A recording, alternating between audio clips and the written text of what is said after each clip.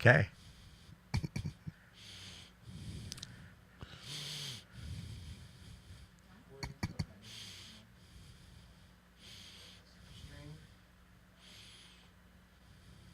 There we are.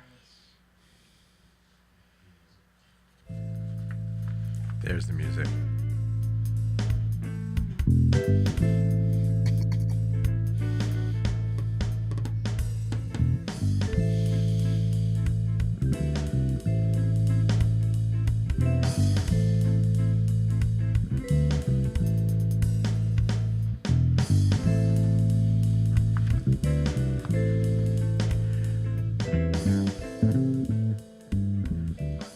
Welcome, welcome, welcome. It's 6 o'clock on Monday night, and you're listening to the 62nd installment of the Age Out Angels Radio Hour on www.hamiltonradio.net, Channel 2.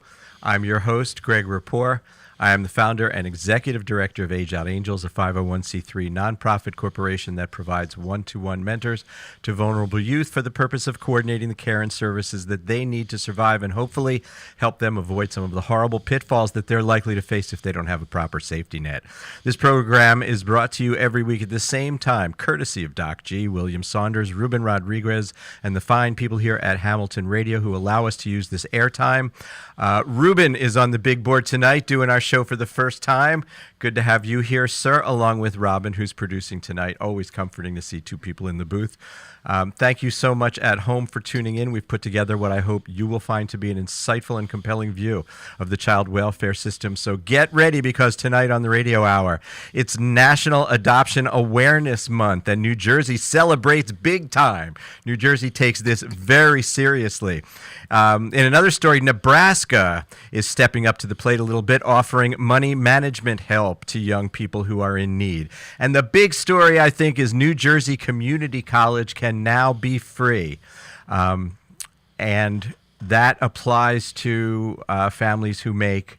all right, I'm not going to say. I'm going to save that for a little while, because I want you to stay listening tonight, because I have special guests here in the studio with me. I have Tanetta Howard. You may have remember her from being on the show in the past. She is executive director of Howard's Healthy Choices.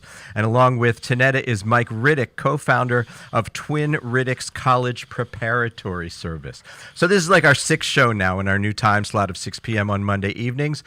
I noticed an uptick in listener activity this past week from last week's show, so I think we're finally settling in. Some old friends are finding us, and we're making some new friends along the way. And I hope that everyone out there, especially if you're watching on Facebook, will hit that share button right now, because all we're trying to do here is help young people survive. That's the whole story here when you get right down to it, and we need you to help us do that. So the New Jersey Department of Children and Families and the New Jersey courts will celebrate National Adoption Month this November. There's numerous events across the state, and they plan to finalize the adoptions of approximately 220 children who were formerly in foster care. And this is really quite wonderful. But what everyone wants to know about is how you go to college for free. And this follows because of Mr. Riddick's company, which is a financial preparatory company, right, for helping people get into college. And so we'll talk more about New Jersey in a minute. Tanetta, I want you to start by reminding everyone what Howard's Healthy Choices is and what you do. Yes. Hi, my name is Tanetta Howard, and I'm the CEO and founder at Howard Healthy Choices. Howard Healthy Choices is a community center, and what we do there is we help the children from 8 to 18, actually from 8 to 25, let me correct that, 8 to 25.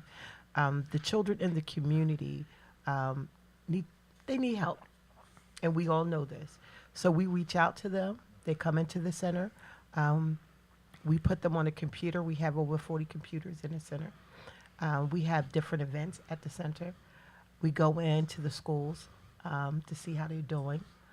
We take them on educational trips, but yet they're having fun. Mm-hmm. We had a technology party recently where the kids, they got to win laptops and they got to win desktops. Now you had, if I recall correctly, like the last time that I was over at your center, yes.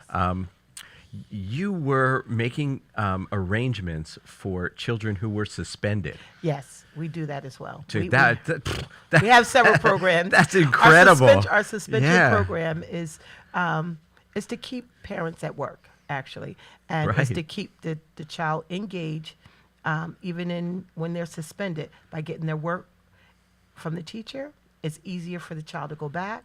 The teacher's not stressed. The child is not stressed. So when they go back to school, it's a win-win situation. So what they do when they come in is we will get the work. Then they have to do it just like they was in school. They have to do the work. But we also give them some counseling while they're there. We want to get down to the root of the problem. We want to know why they're getting suspended, what the problem is, or why Right. you're fighting. Is it something that we can help you with? So, we have Lauren that's on our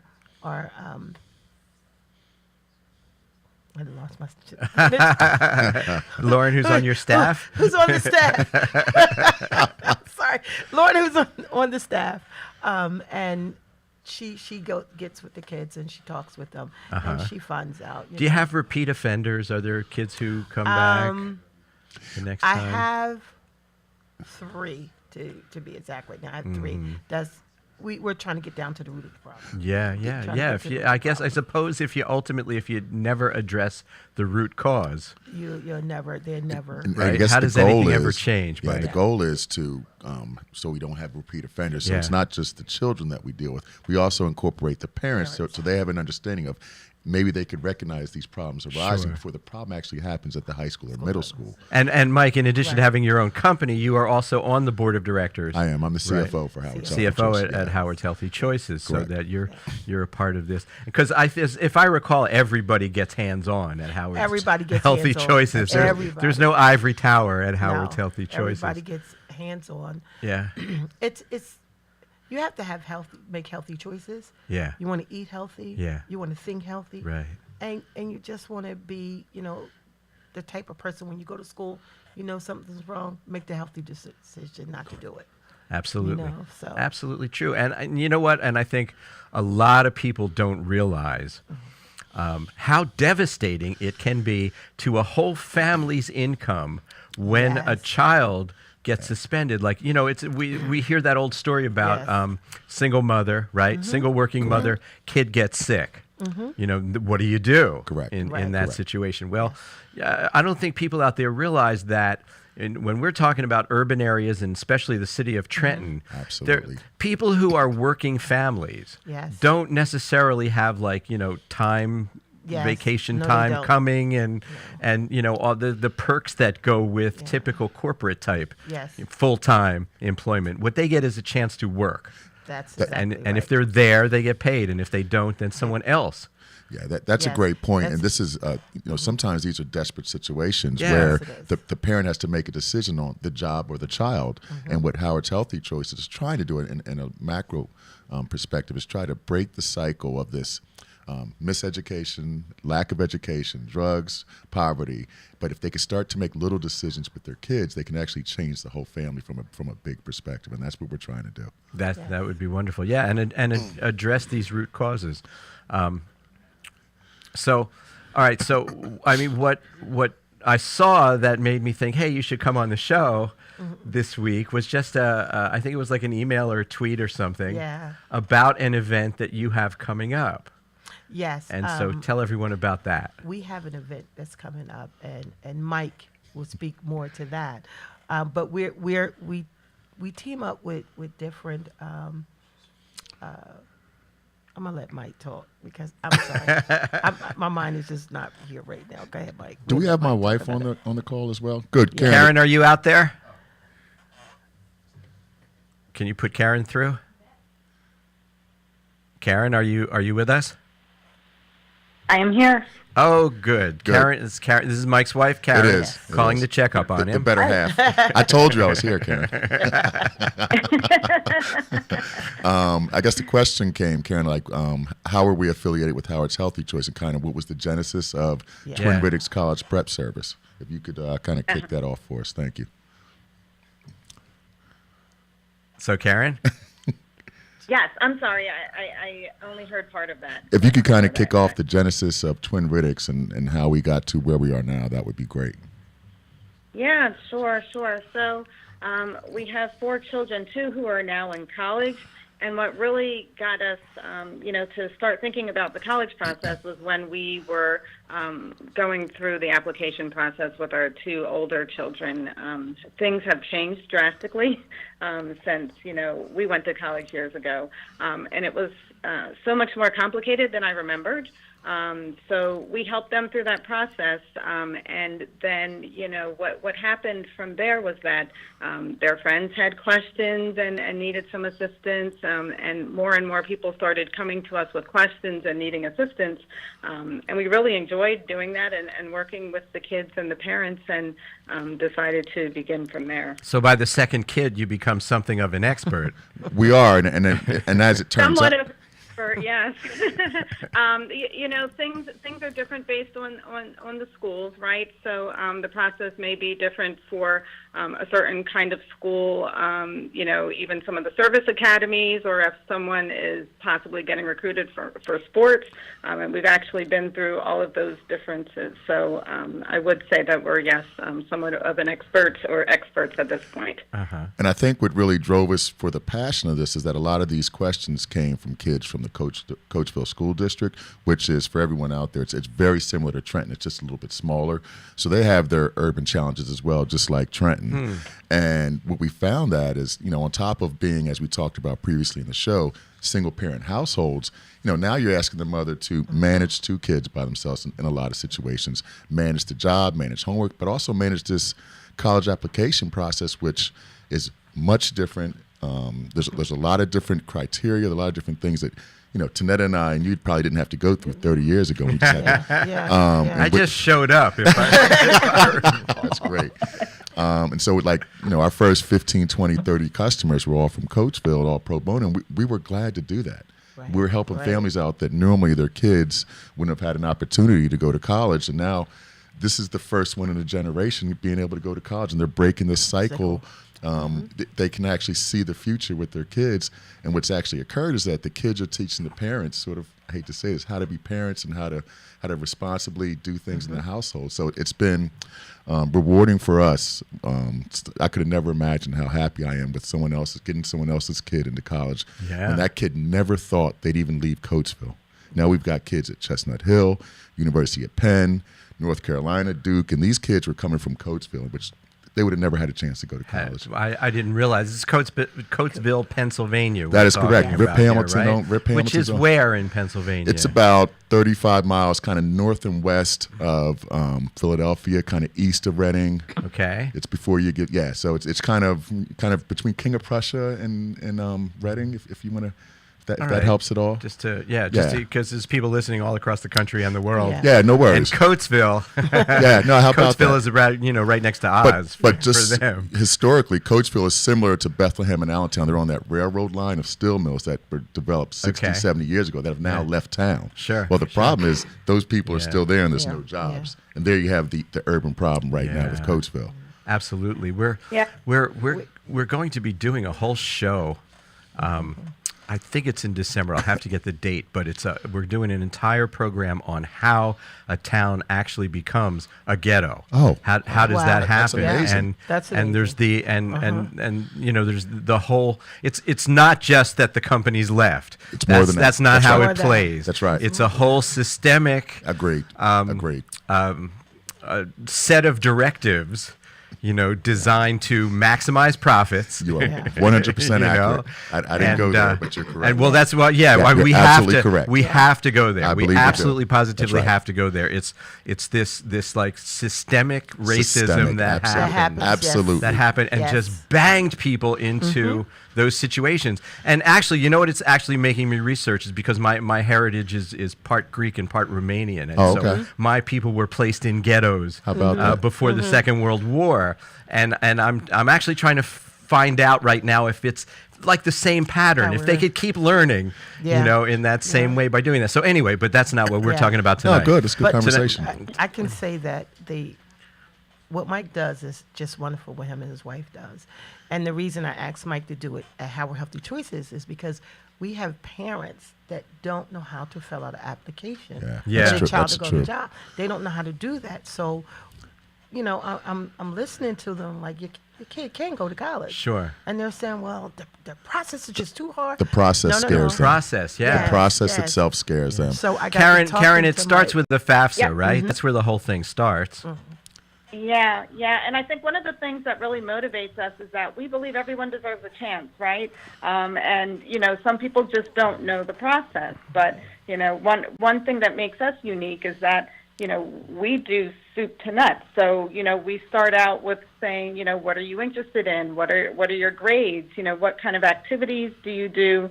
And we match the students with possible schools that they would have a good chance of getting into. And we help them, personalize the application process. And we're working with the parents at the same time. So the financial aid process is daunting, right? So that's Sure. really, where we spend a lot of time helping the parents through that process and, helping them, with the documentation and so on. And then, fourthly, helping to locate money for scholarships and so on. Local so and national. It's really Yes. a daunting But process. So we really work with both the parents and the students throughout the whole process. It sounds like some of the nuance that you described there, like matching, interests and wants and needs with specific schools and stuff like that. That's the kind of thing that is certainly a component that goes towards leveling the playing field. Absolutely. And we like to call it sort of the Twin Riddick's artificial intelligence. We take all these characteristics that the parents want, all the characteristics from a school that the kids want, and then match that all up against what the school traditionally accepts.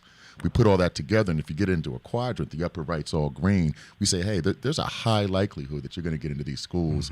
And our track record is 98% right now for our kids getting into schools. Now, we do have some reach Awesome. schools. We do have some schools that we have, but they've all been getting in. We've been on a hot streak lately, and it's based on really, when you really understand what the kid and what the parent wants. It's not the perfect school, but it's the perfect school for that kid. Yes. And that's the most important thing. Important thing. Can you find a perfect school for that kid that really wants them, is really going to give them application scholarship money, and then we help with the local and national scholarship money. Before you know it, this kid's going to school for free. And they may not have a 1450 SAT, Right. but you just have to find the right match. Right. Now, all right, so tell me now, what's the program going to be that's at Howard Healthy Choices? Either of you can answer that. Yeah, it's going to be. We're basically going to. It's going to be a presentation where we let families know that we're here to help you with your college application process. Don't let the application process stunt you from applying. Yeah. We're going to give some high-level details on what they should be doing, and then hopefully this creates a situation where we can maybe meet some families and kind of discuss with them how we can help them going forward. But the big point there is we want them to know your kid can go to school. Even if she's a senior right now and hasn't taken the SAT, you can still get into school right now. It's never too late to get into college, even for people in their 40s or 50s. That the education process should never stop, and the process shouldn't prevent you from getting into school. Excellent. Quick program note. I hope you guys are enjoying the show tonight. Coming up on November 19th, we have Melissa Tenzer, Executive Director of Dress for Success. Dress for Success is way more than fashion. It's developed into a fully scoped organization, and it has that extra added plus that the people from Dress for Success always somehow walk into a room and get everyone's attention. Don't know how they do it, but hopefully we'll find that out next week. And then after that, we try to keep you up to date with everything that's currently going on in the thinking about child welfare. And so coming up, we're going to have a whole show dedicated to a technique called the nurtured heart. If you're not familiar with the nurtured heart, you definitely want to hear this show. Because it's an approach to raising children, and especially dealing with children who've suffered trauma, that is currently very much in vogue and being trained at every level of the child welfare system. And then December 3rd, we're going to have a very interesting professor from Princeton University, Gregory Stankiewicz, who is going to talk about the new direction in schooling called community schools. It's not what you think it is, so whatever you think it is, stop thinking what you think it is, and just tune into the show on December 3rd, and you'll hear about what community schools are all about, and we're going to talk about one in particular in the Trenton area where the practice is being deployed right now. So when is your event, and what's it called? It's going to be on the 18th. It's going to be at Correct. Howard's Healthy Yeah. Choice at November 18th. Yes. correct on Okay. at 4:00, and it's just Twin Riddick's College Preparatory. Just Okay, an and intro. where is Howard's Healthy Choices? It's at 1115 Greenwood Avenue. 1115 Greenwood, Greenwood Avenue Avenue. in the library. It's or in was the it Old Old Briggs Briggs, Library. that's right. Yeah, it was Old the old Briggs library. Library. And it sits on the corner of Greenwood and South Walter. And do you guys have a website? Yes, Twin. Yeah, can give you a- my website is www.trcps.com. That's trcps.com. So that we're twin Riddicks. Good one. Yeah. We have 9-year-old twins. Hi, Julius and Jasmine Riddick. How are you? This is Dada right here. It's an early show. You can't tell them to go to bed. Yeah, and that's where we got the name from. Simple as that. Uh-huh.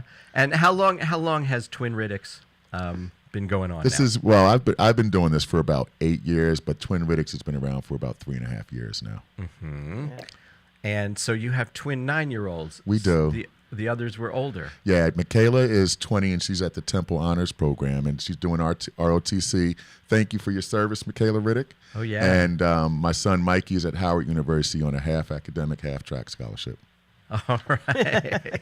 Excellent. Yeah. So in a little while, I'm going to be telling everyone about the new law that Governor Murphy signed into law about free community college. Yes, Absolutely. yes, yes. That will be It's- less than I paid. Yeah. Free, It is. yeah. If the parents are making 40,000 or less. 45. 45, Okay, yeah. 45. Yeah, that's okay. It's Yep. 45. Yeah. Is Spoiler less. alert. That's Yes. okay. No, that's Oh, good. sorry. That's a Yeah. great opportunity. But they need to know, so I've been spreading the word too. Excellent. Whenever something's going on in the community, they need to know about it. So we definitely spread the word on Excellent. different things. They just make more money. If you could just, you can go to a community college and you can Absolutely. actually get a 4-year degree now. Absolutely. Yeah. Right? Absolutely. At a community college. And when you come out, even if you don't have any direction at all in life and you go to work at Amazon, At least you have you're a manager. That's Yes. right. You know, That's you right. go in as a manager instead of a line worker. Interesting point here. When I went to Yeah. Bucknell, it was 17,000. Do you know how much it is now? This is 20-something years Oh, later. for a year with room and board, I'm Correct. guessing 60, 65, $68,000. 68. Wow. Which now puts into perspective the 4-year community college education. That's Yeah. right. All right. Karen, we're going to let you go. It's time for us to move on. Thank you Yes. so much for being here, Tanetta Howard from Howard's Healthy Choices, You're welcome. and You're Mike welcome. Riddick Thank from you for having us. Twin Rivers, Riddick's Riddicks. Twin Riddicks. College Prep, just like the Prep. movie. Thank you. Okay. All right, everyone. We're gonna take a short break. Cue the music. When we'll be back soon with Lorene Wilkerson from the CPAC, the New Jersey Child Placement Advisory Council. Wonderful lady. I want to say hi to Nancy Scott, who says she knows you from high school. Yeah. Yeah. Well, Nancy. Hi, Nancy. Back in a minute. Hit that share button on Facebook, please. Thank you so much. Are we good? Yeah, we're good. Okay. Thank you very much, Thank you. everyone. I was It's a just pleasure. thinking. That's like the fastest half an hour, isn't it?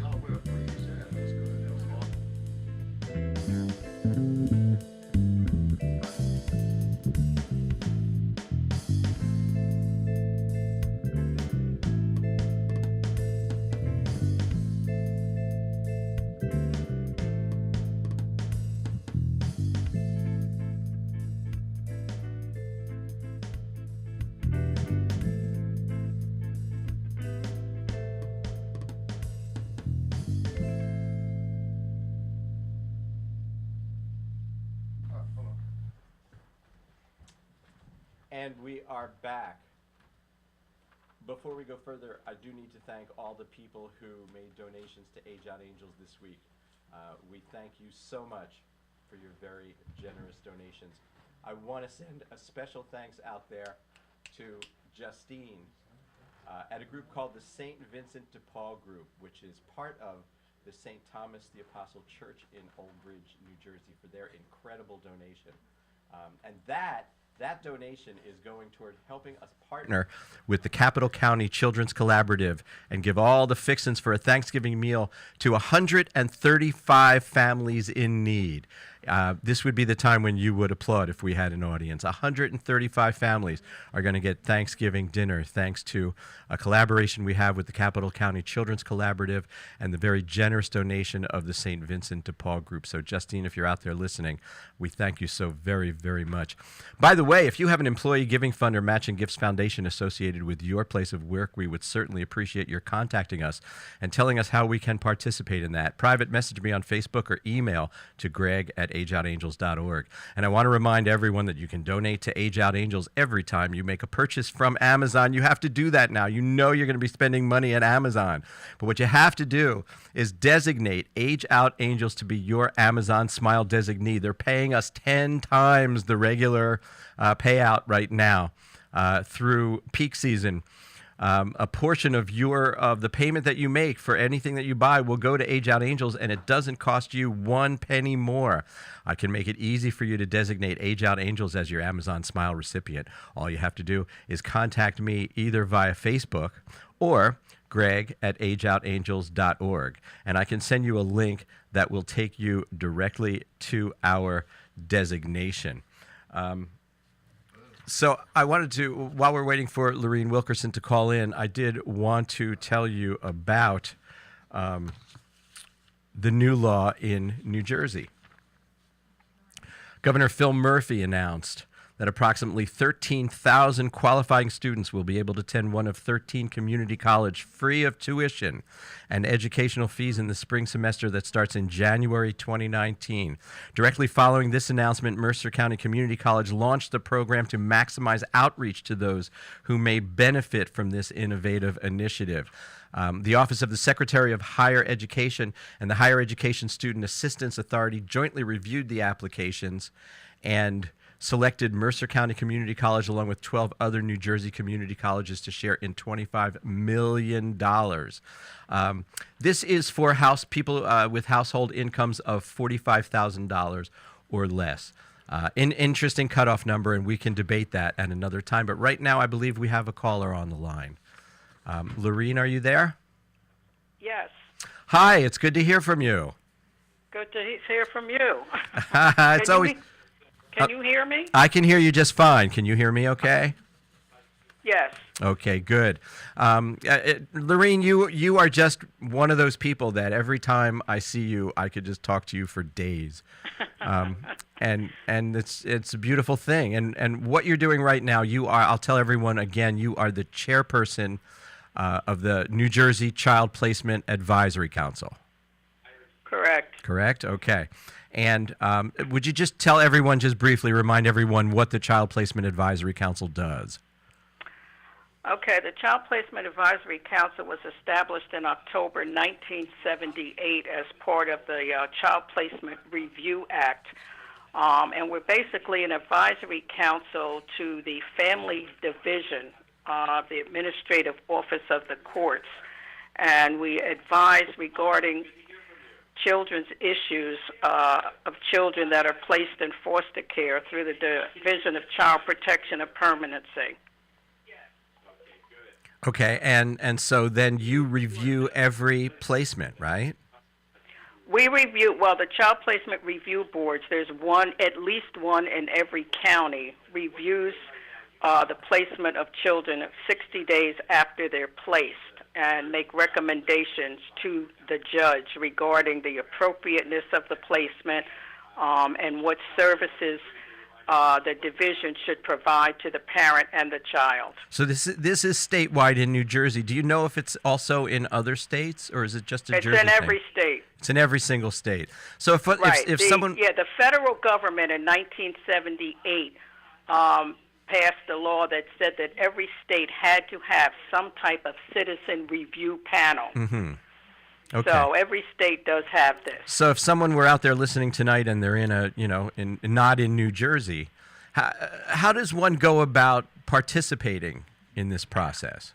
Well, for the Child Placement Review Boards, you can go online to the court website where you would find a listing by county of the volunteer programs. Each county has a certain types of volunteer programs, and the Child Placement Review Boards is just one of those. And you could fill out an application and send it into the address that's listed there in your particular county. And then you would be contacted by the court staff in that county if they have a vacancy. I see. So Now, to become a member of the Child Placement Advisory Council, you have to have been on a Child Placement Review Board for at least 1 year. We hold elections once a year in June for new members. Our terms are 2 years.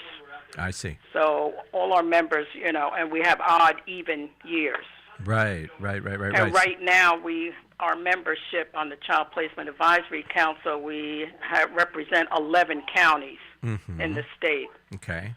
So so there is sort of a ladder of ascension, so to speak. Yes, there is. I guess so that you have the right background, right? So that you have. No, there's no specific background required. You just have to be interested in the welfare of children. The boards comprise people from all professions, all walks of life. I see. Very, very interesting. They're provided with training. Before you actually sit on a Child Placement Review Board, you go through a training, which is required. And then every year you're supposed to have 5 hours worth of training, which you can obtain by attending the CPAC annual training. You would get your 5 hours. CPAC is Child Placement Advisory Council. Just right. Everyone gets the acronym there. Okay, so now, what you are doing with the New Jersey CPAC is above and beyond, is it not? What do you mean above and beyond? Well, putting together the partnerships. Okay, that came in. You were there. Okay, in June. Yeah. We had our annual conference. CPAC had its annual conference. Part of that conference, we had roundtable discussions on different topics. Right. And as a result of the reporting back from those roundtable discussions, we decided to form a committee, what we call CPAC Partners Going Forward or Moving Forward. Right. And in October 25th, we had our first meeting, and you were there at that, right? I was, yeah. Yeah. What we are attempting to do, this is a new initiative for CPAC, and it's a very important initiative. What we are attempting to do is to bring together any and all agencies, organizations, advocacy groups that have anything to do with children, for them to fall partners so that a child will receive the services they need no matter where they live. A lot of services are only county-based, for instance. Now, it seems as if we may be going forward with developing something regarding the homeless. That seemed to be a topic that covered all the other topics. As you know, New Jersey, we have a housing. Housing is very expensive in New Jersey. Right. And there's not a sufficient number of affordable housing. So I think that the committee is going to decide to try to pursue that. Now, I can give you, for instance, when a child is under the DCP&P supervision, right. If the family needs housing, they can go get Section 8 housing. Okay. However, if they move to another county, they may not be able to transfer the Section 8 voucher that they have, say, for instance, from Middlesex County right. to Union County. Yeah. Yes. I encountered that the other day when I was looking, and it turns out every county has its own housing authority. Housing authority, right? And they correct. have slightly different sets of rules. That's correct. That's exactly correct. Yeah. So it seems as if the Section 8 housing vouchers are not portable, right, in all instances. So that can cause a particular problem for a family who's trying to secure housing, because if they don't have housing, the child can't be returned home. Right. Yeah, and a job or something like that, an opportunity may put them in a situation where moving to another county would be advantageous for them. Correct. And it also might give them the opportunity to move out of a neighborhood or an area that is probably dangerous for the child to be in. You know, it gives them an opportunity to move into a better area, a better neighborhood, Right. which right, is right. advantageous for the child, of course. So, but we don't change the law, do we? No, we No, don't. we don't. we don't. No. We don't have that. But the point, I want to get back to the point of the partners, CPAC partners moving forward, which is to first start by getting everyone in a room, right? Right. We're so fragmented in the nonprofit world. Exactly. Yes, it's very fragmented. It's very fragmented. And depending on what county you live in, I know when I was working in the system, and this was many years ago now, and I worked in adoptions, and I always felt comfortable with my adoptive parents who were from Monmouth County. I mean, I don't want to put any one county above another, but I always felt comfortable with my couples from Monmouth County if they were going to adopt any type of special needs child. I knew that they would be able to access the services that the child needed versus some of the other counties in the state that didn't have the same level of services that Monmouth County had. Right.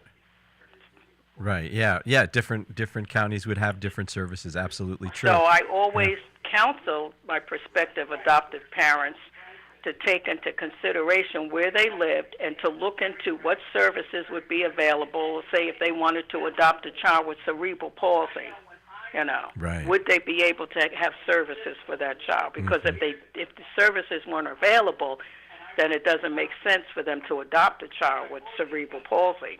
Right. If they can't get the services, yeah, that's a bad. Right. That's not a fit. Exactly.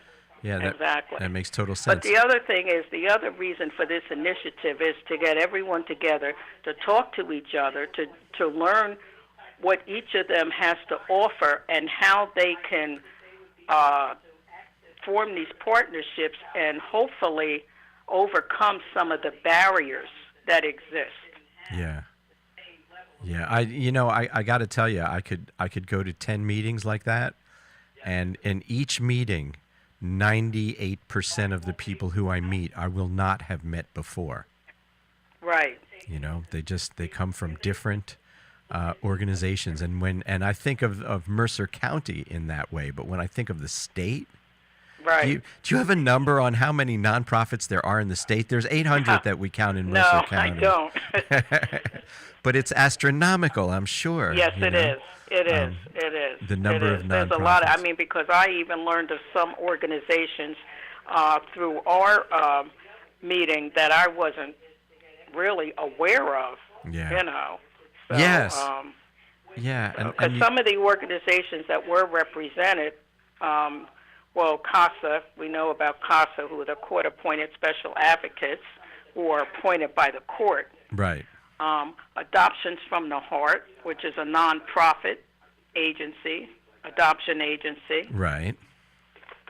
Who else was there? Adoptions- Okay, by the way, Fair Share Housing Center. Adoptions from the Heart are going to actually be guests on the show in a few weeks.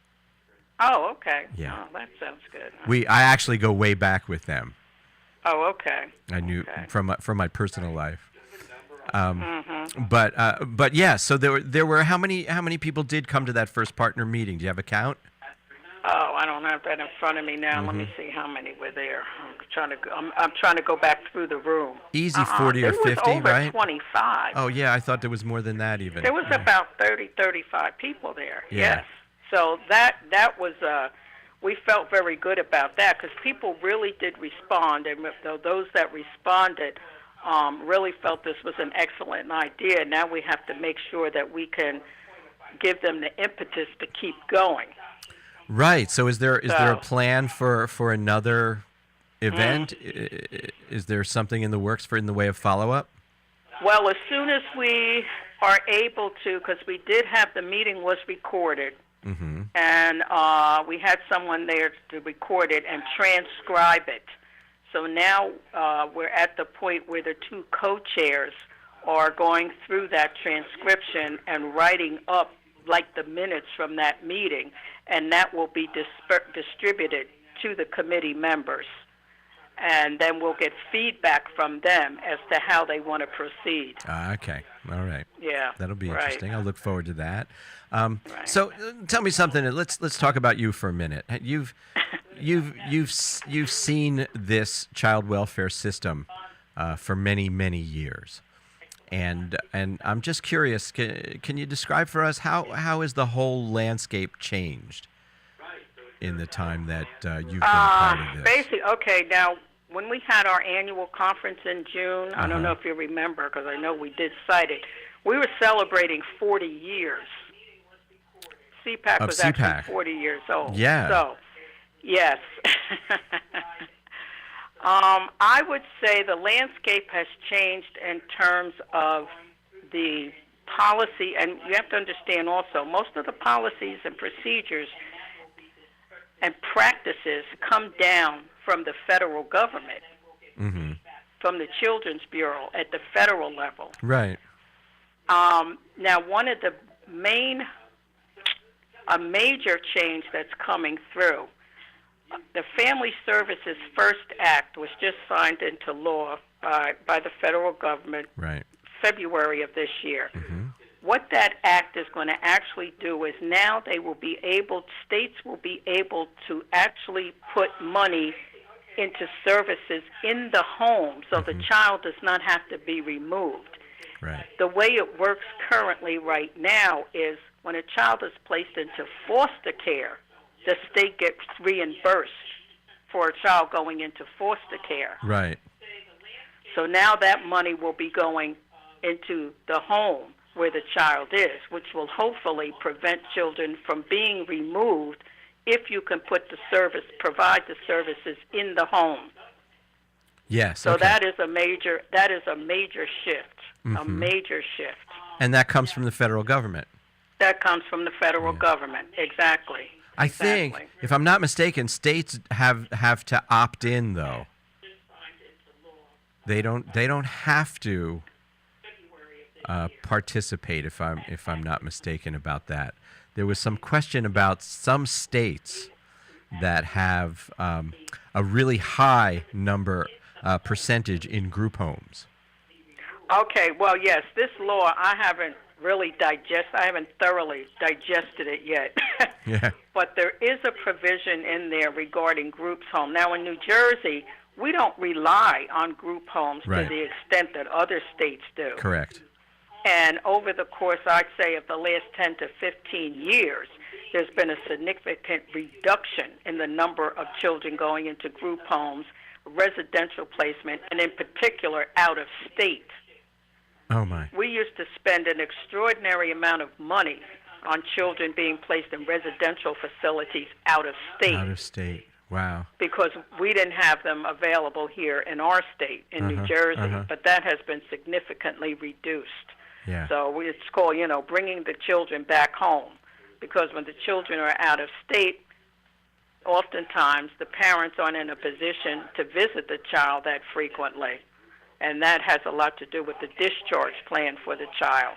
Oh yeah, it's So, like being yeah. punished. It's like But being we sent don't. away. There's only a few group homes left in New Jersey. I'm trying to think now where Exactly. they are. There's only a handful, and there's certain restrictions on when a child goes into a group home. If the child cannot be maintained in a family setting in the community, if their behavioral or mental health issues are such they can't be maintained in the community, Right. they go into a group home where they receive, therapeutic, interventions. Yeah. I think But we try not to rely on that, and the division does not. They try to keep them in a foster home, right, least but restrictive setting possible. exactly. But I mean, there's got to be some gray area there. And like you said, if a child really can't be maintained in a conventional home setting, there has to be a place that they can go that isn't jail. Correct. Exactly. That's correct. That's correct. So, correct. hopefully those things will still. So, tell me something like from years and years and years ago, are there any people that you worked with and served, good stories or bad, either one, that sort of, what sticks out in your mind? What do you still remember? What do I still remember? Yeah. what I still remember are the bad things that happened. Oh, they leave a mark, huh? Well, and for me personally, having to deal, and I supervised, the unit that I supervised was called the Adoption Home Finding Unit, which were the caseworkers who did the adoption home studies. And unfortunately, I had an incident where we had a child that died in an adoptive home, which is kind of rare, okay? Sure. And this was a little girl. She was placed with a couple who had already adopted one child already, even though it was a baby. So we felt, they had already proven themselves. So a sibling group, a 2-year-old and a 6-year-old, were placed with them. And about a week before Christmas, the little girl, who was like 2.5, well, she was almost 3, she died at the hands of the adoptive mother. Mm. So we had to review that case. The Child Welfare League of America was brought in to review the case, and they found out there was nothing that was done that could have prevented this. We could not have foreseen that this would happen. Mm. However, that had a great impact on myself. I still think about that. Of and course. That was back in the 80s. Mm. I think, and the ironic thing about it was that the biological mother was at that time serving a 10-year sentence in the women's prison for having broken her collarbones when she was two months old. Aye.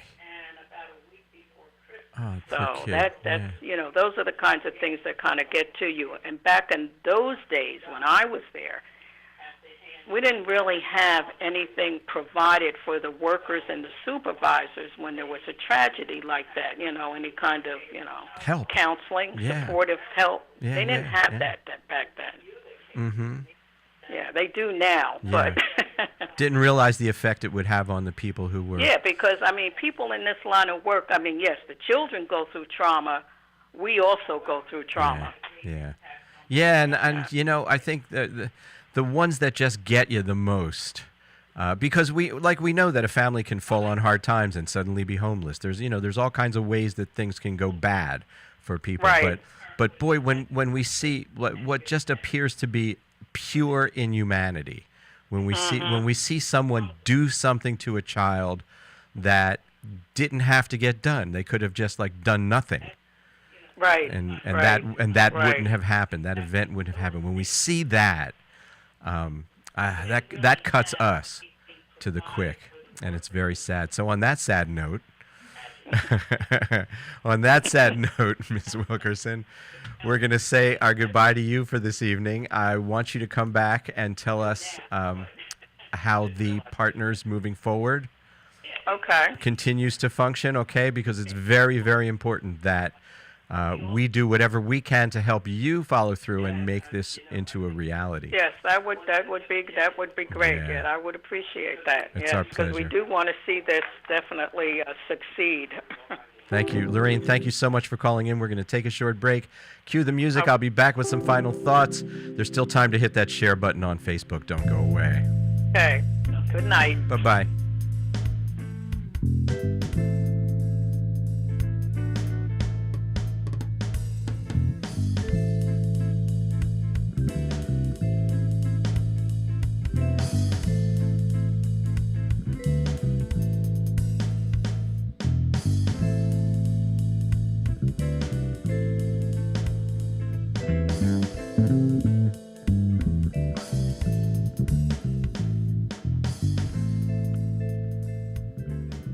And we are back. I do want to say hi to some folks who are listening in on Facebook tonight, Lisa and Tony. And Bob, thank you so much for tuning into our program. The New Jersey Department of Children and Families and New Jersey courts celebrate National Adoption Month this November. Most of this month's events will be held on Friday, November 16th, with 17 counties celebrating on that day.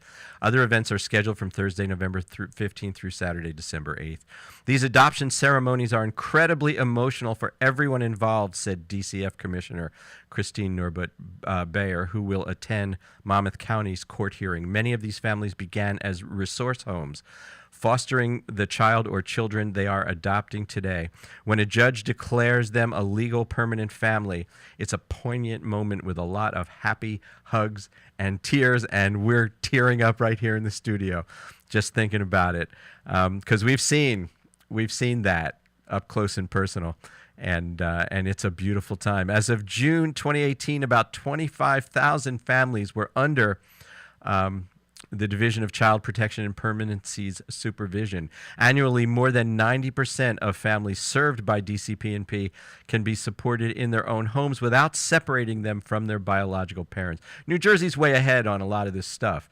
It's not like we always want it to be. There was a major court battle about 12 years ago or so. But we've really taken a lead since then, and I'm proud of that.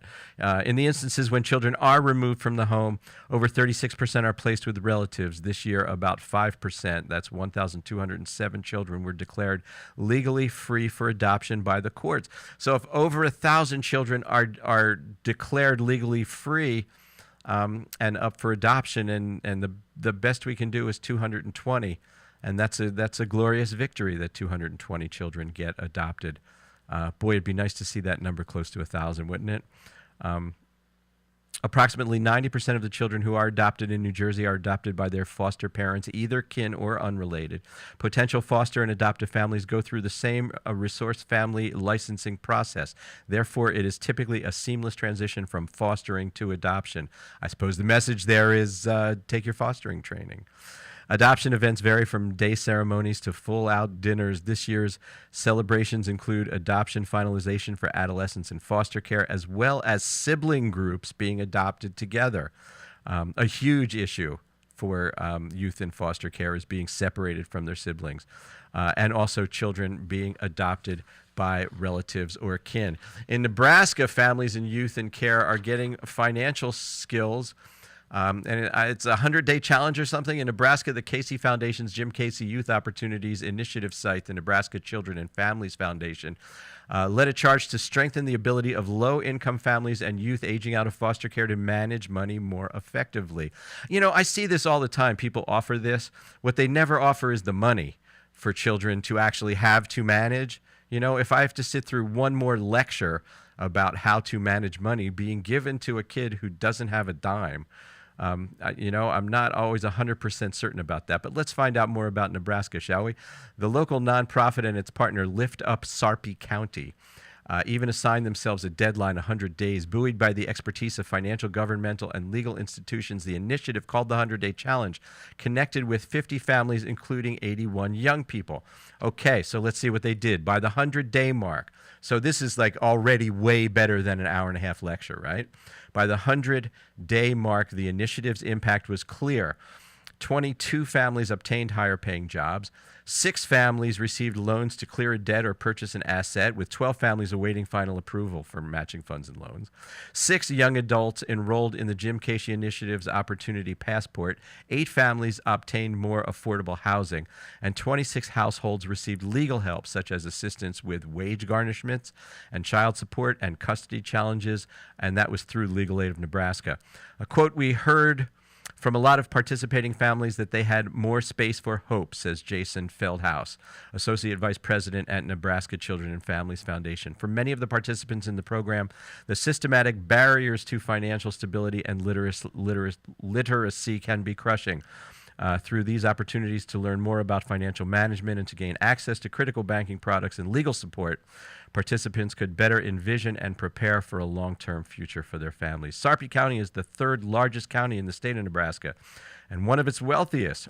Despite below average unemployment and an expanding population, the county's relative affluence presents both a challenge and an opportunity to address the needs of low income families and youth who experience the child welfare system. A couple of weeks ago, I was in Southern California, and last week I started telling you the story about a young lady who was about to lose her safety net. And what you have to do when that happens. Now, the key here is that this person was working. She was bringing in somewhere between $1,000 and $1,200 a month. So let's split it down the middle and say $1,100 take-home pay a month, which is basically what a person can earn. So when you think about that, you got to figure out, how much of that is going to go to rent and how much of that is going to go to automobile insurance. Because, well, Southern California and most other places in the world, transportation is one of the things that keeps a person from working. The car breaks down, how do they get to work? They start to Uber and spend all of their money just on transportation. So anyway, what we do in that situation is start with how much money is coming in and work out a budget based on that amount of money that says, okay, this is how much you can afford to spend on your shelter. And this is how much you have for your automobile insurance. And of course, health insurance has to be a factor there, but there's a really good chance at that income level that they'll be able to get assistance for health care. So anyway, we went through all that, and the other thing that a person has to do in that situation is find a network. And that's might be the hardest thing. Finding a network is the key to earning more money. Because nobody gives it to you. And in this case, this person was kind of a stranger in a strange land. They were not a Southern Californian, so they didn't have a whole network of friends and stuff like that. So it was a situation where that person was going to have to create that network. And of course, we show you how to do that. That's sort of all part of the service. But here's the beautiful ending to this story. Are you ready? Because we're going to end on a high note tonight. The beautiful ending is, and this happens a lot, the person can come home, can't come home, can come home, can't come home. It's the yo-yo. And in this instance, this person was given the opportunity to go back to their home. And they took advantage of that immediately. It did not take much thinking for that person to realize that if you have a home that you can come home to, it is 99 times out of 100, unless there's something, abusive or something like that happening there, it is 99 times out of 100 your first option. And if you can't take advantage of that option, it's going to be tough. But have hope, because it is doable. It is absolutely, positively doable. And there you have it, ladies and gentlemen, another hour talking about youth who should matter more in our political and economic discourse than they do. And we thank you for tuning in and maybe helping us spread the word. Again, we offer humble thanks to Hamilton Radio, to my most excellent guests, Lorene Wilkerson, chairperson of the New Jersey Child Placement Advisory Council, Tanetta Howard, executive director of Howard's Healthy Choices, and Mike and Karen Riddick, co-founders of Twin Riddick's College Preparatory Service. Thanks to our engineer, Ruben, our producer, Robin, music provided by Kurt Seldenridge, owner-operator of the Cave Rehearsal Recording Space in Pennsylvania. Our webmaster is Carmen Garcia Valera. Our social media specialist is Bailey Braverman. Join me next Monday, November 19th at 6 p.m. when my guest will be Melissa Tenzer, executive director of Dress for Success. And then following her on November 26th will be Daryl Paraway to teach us all about the nurtured heart. And on December 3rd, Gregory Stankiewicz to talk about community schooling. So until then, let's make this week the best week ever. Have a great evening.